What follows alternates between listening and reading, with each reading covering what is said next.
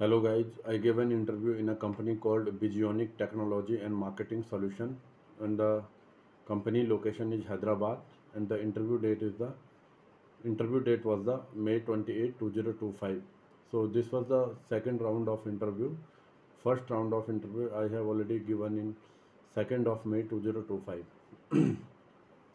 So they asked me what Laravel version are you using? So I said Laravel 12.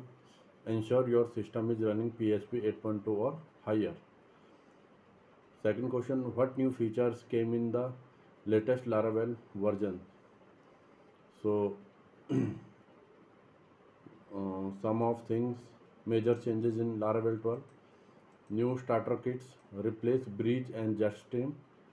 Modern frontend with React Vue or Livewire, built with Tailwind CSS plus TypeScript. Second, cleaner project structure, more organized folders, easier to manage large apps. Third, better commands, create model migration controller in one command. And example, PHP artisan mail make colon all post. So all post means migrate migration controller in one command. Fourth one is the smarter queries, easier handling of complex queries with the Nestware, more readable and efficient database code. Fifth is the stronger security, new secure validate or better password and input security. Sixth, improve API support, easier API versioning, custom rate limits per user, per IP, etc. Better API docs, Postman slash Swagger. Seventh, faster testing and debugging, new test helpers, better error messages, easier to write tests. 8. Eloquent ORM boosts, easier relationship handling, custom custom casts for model attributes, and better easier loading. Ninth is the queue and job improvements, better job batching, job priorities, and works great with the Redis, SQS, etc. 10th is the DevOps friendly, better Docker support, CI/CD integration like GitHub Actions, infrastructure as code support. 11th, artisan upgrades, more powerful custom commands, better input handling in CLI. So for that you need the PHP 8.2 plus and Laravel 12 with a stable developer friendly update. Third question, they ask me what are the get, post, put, patch, delete requests in APIs. So I said get request. A get request is one of the most commonly used HTTP methods used to retrieve data from a server via an API. When a client like Postman, a browser or a front-end application sends a request to an API endpoint, it asks the server to return specific resources or information such as the user details, products list, or settings. Get requests are read-only operation and do not modify and data on the server. Second, post request. A post request is used to send data to an API to create something new on the server. For example, you use post to add new user, submit it form, or upload a file. So this is a post request. Put request. A put request is used to update existing data on the server. It usually replaces the entire resource with new data. Patch request. A patch request is used to partially update existing data on the server. Unlike put, it only changes the specific fields you send.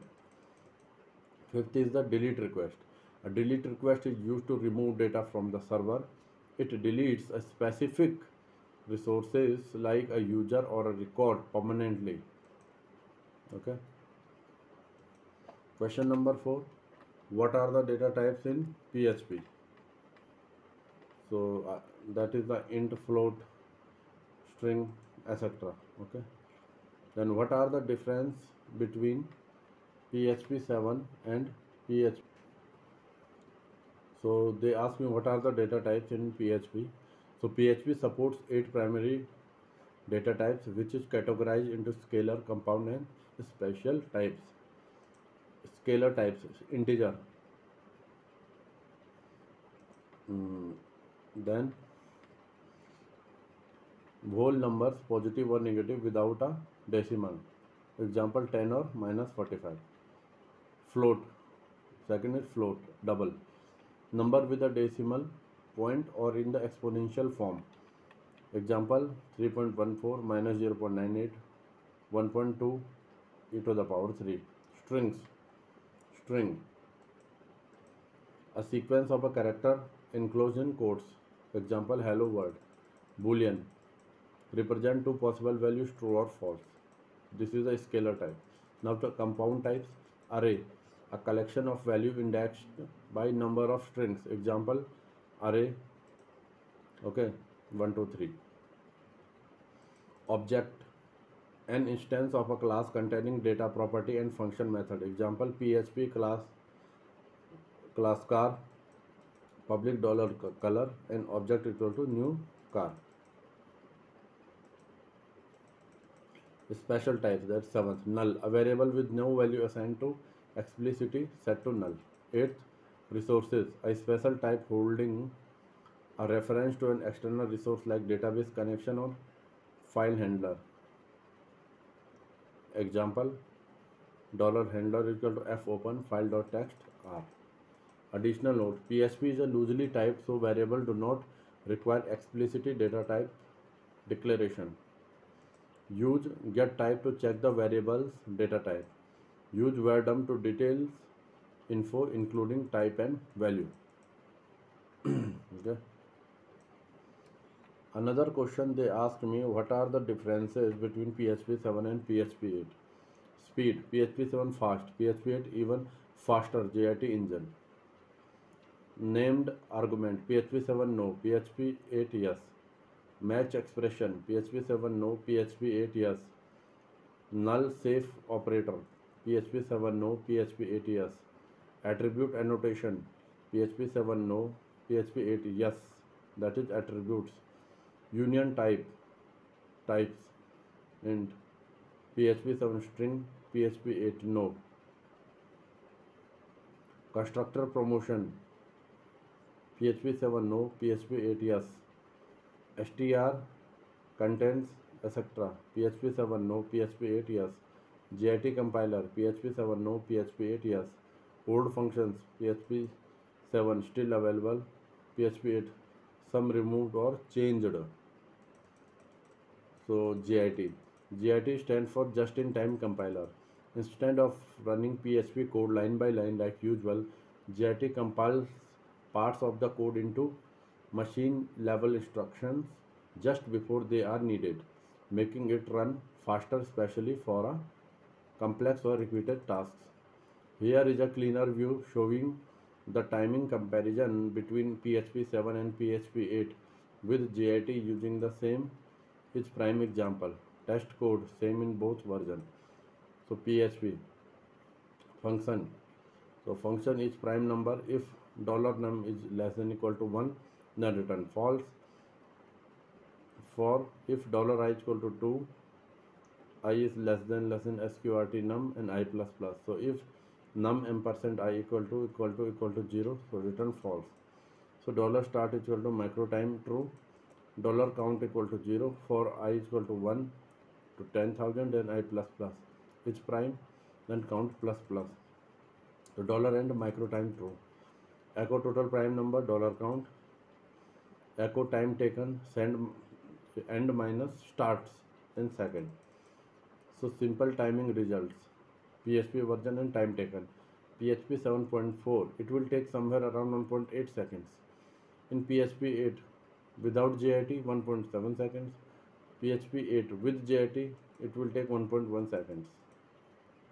Conclusion, JIT can improve performance especially for CPU heavy loops or calculation. Not a big boost for typical website tasks like the rendering HTML, but great for the data processing. Steps to enable JIT. Find your php.ini file. Opcache.enable equal to 1. Opcache.enable underscore CLI equal to 1. opcache.git underscore buffer underscore size is equal to 100 m, and opcache.git equal to 1250. So new feature in PHP 8, so that is the GIT, boost performance especially for the heavy calculation. Union types allows multiple types in the parameter return int. Name argument, pass argument by name, not just by order. Match expression, a better alternative to switch, safer and more concise. Null safe operator, avoid null errors when chaining calls. User profile email. Attributes, add metadata to classes function using the attributes. Constructor property promotion, declare and assign class property directly in the constructor. New string functions, str contains, str start with, str ends with. Static return type, function can now return static type. Weak maps, better memory management for object in the cache. Improved error handling, more consistent and helpful error message. What are the some Linux command you use? So lsl pwd, which will print the current working directory.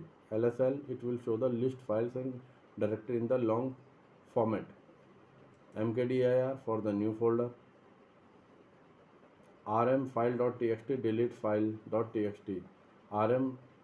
rm-r old underscore folder delete a directory and its content. cp file1.txt file2.txt. So copy file1.txt to file2.txt. mv file.txt temp. So move file.txt to temp directory. Touch new file.txt. Create an empty file named new file.txt. Find /home name log. File all.log file under home. State file.txt display detailed information about the file.txt. File viewing and editing. Cat file.txt display the content of file.txt. Less file.txt view file.txt on page at a time. One page at a time. More file.txt same as less but older version. Head and 10 file.txt show the first 10 lines of the file.txt. Tail -n20 file.txt show the last 20 lines of the file.txt.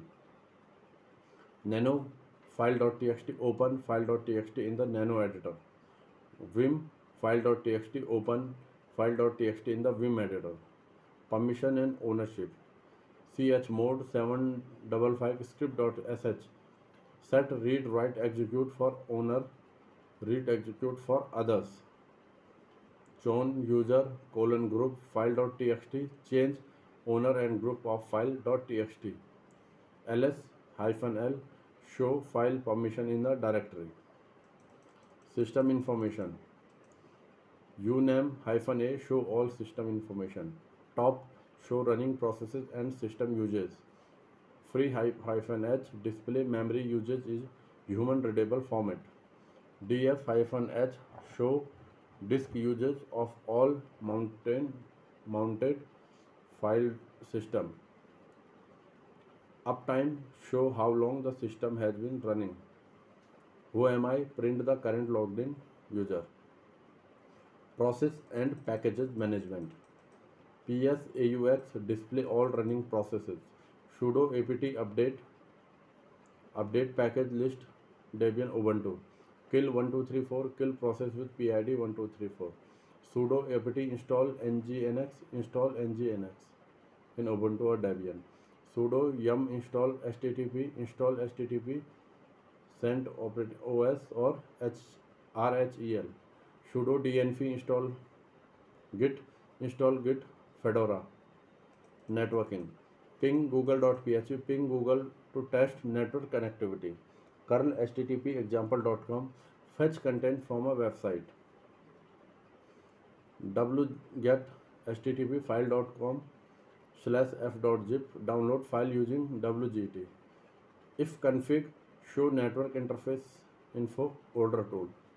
IPA, show IP address and interface, newer tool.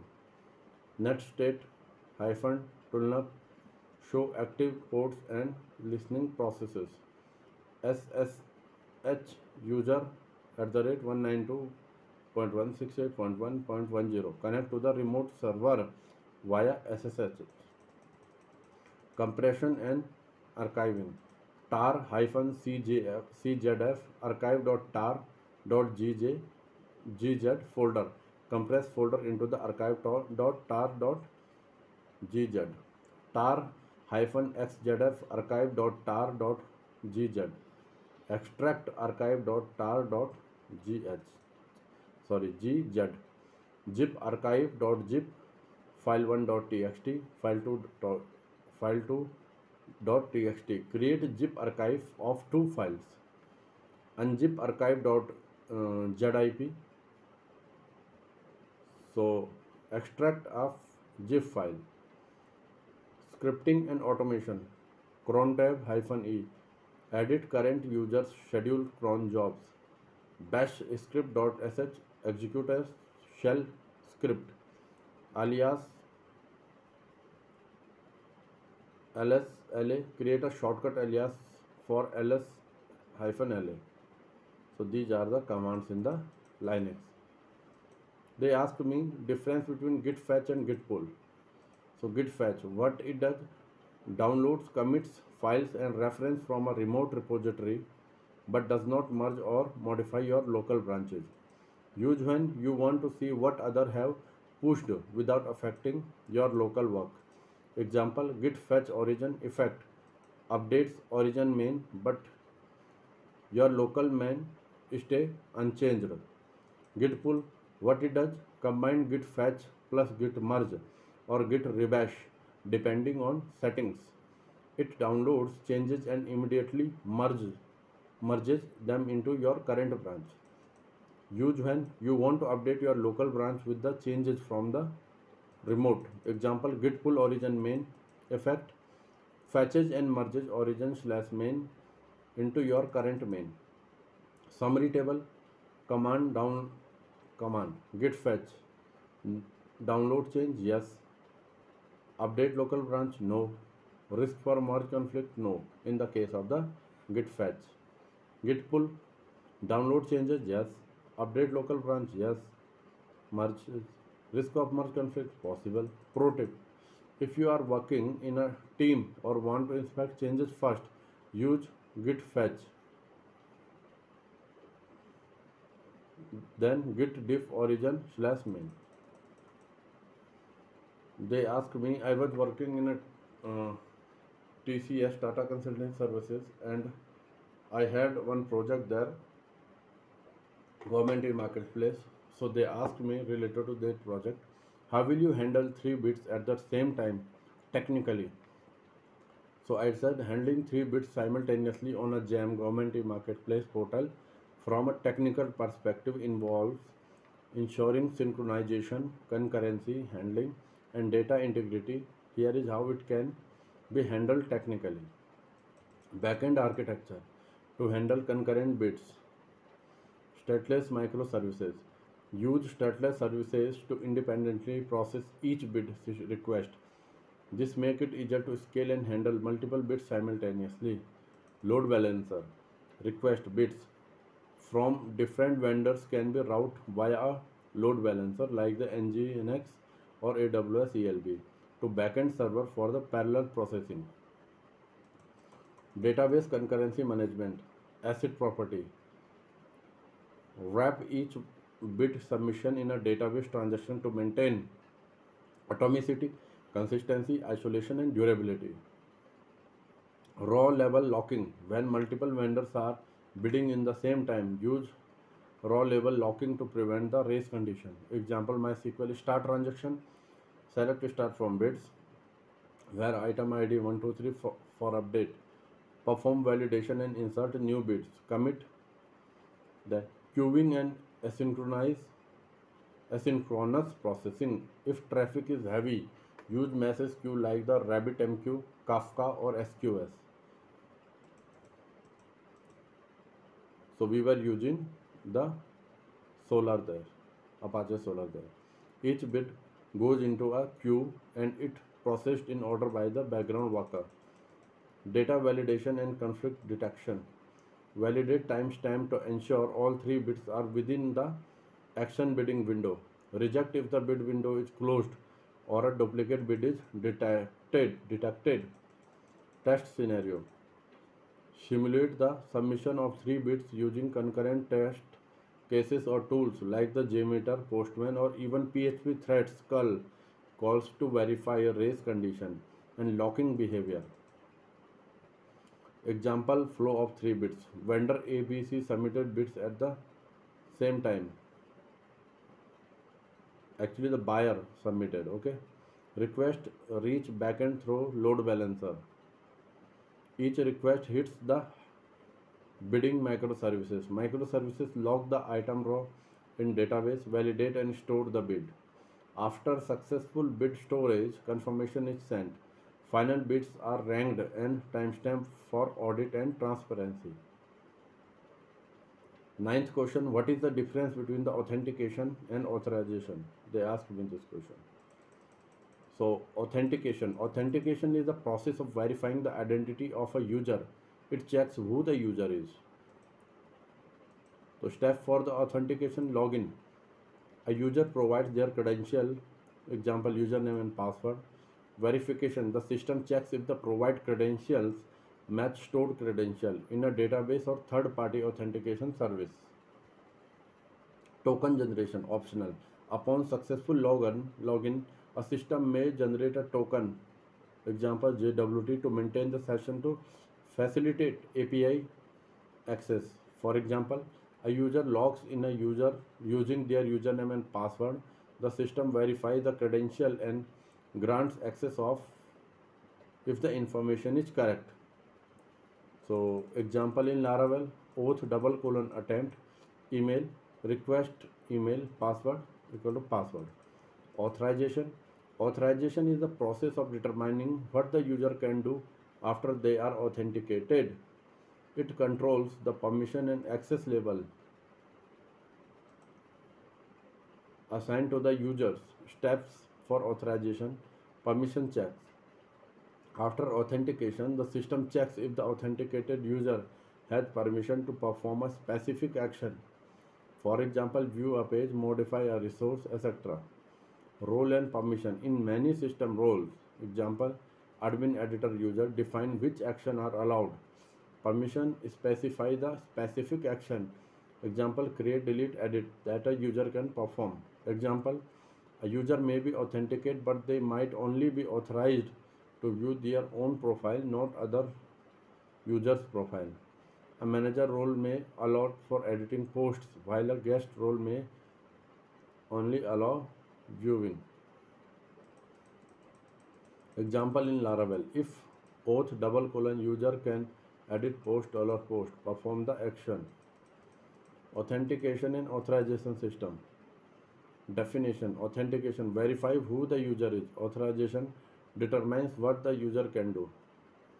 Focus, authentication, identify login credential. Authorization, permission, roles, abilities. Aspects, goal.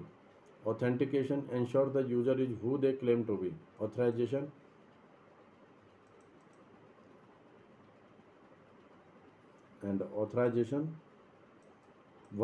ensure the user has the right to access resources or perform actions. Example, user logging in with the username password, user being assigned roles like the admin, editor, etc. So practical use, in a typical web app, authentication would occur first, logging in, and authorization would allow to ensure that the authenticated user has the correct permission to access the specific resources. They asked me, if you want to add a new role, for example a student, where will you make it changes? So database, add the student role to role table or enum.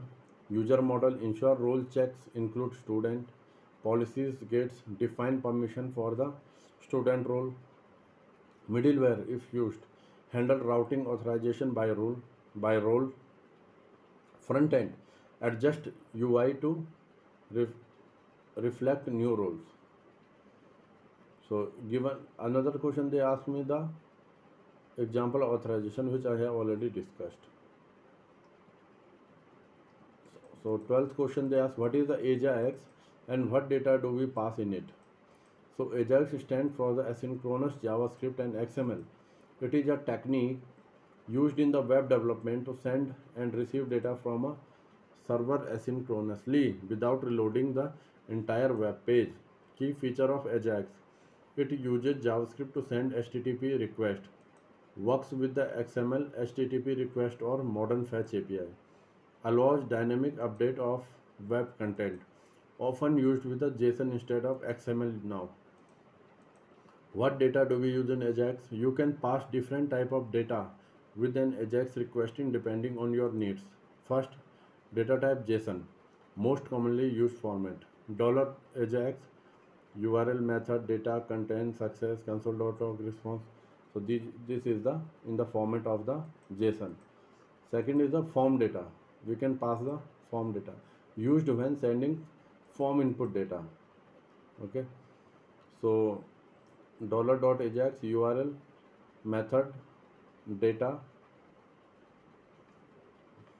success, console.log, response. So we are changing in the data.